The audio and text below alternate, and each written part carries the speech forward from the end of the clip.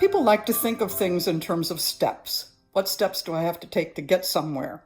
So, in this time, I think maybe some steps in regard to grief would be helpful.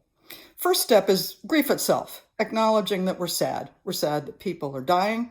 We're sad that a disease is spreading. We're sad that people can't breathe. We're sad that people are having to shelter in place, that they have limited mobility, and so on. So, the first step is just acknowledge we're sad.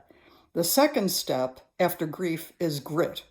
That's the get up and go that says, what do I have to do to get through this? Where do I find food? How do I stock food? What places are doing takeout and delivery?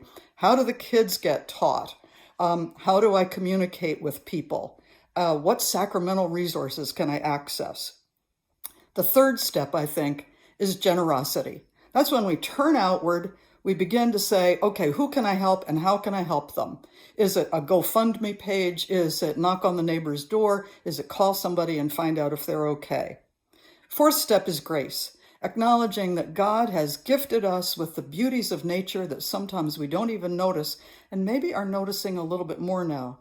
But he's also graced us with his very life, the life of faith, hope, and charity that we can share generously with each other, and the sacramental graces that we have accumulated and have enriched us over the years, even while we don't have direct access right now. And I think the fifth step is gratitude.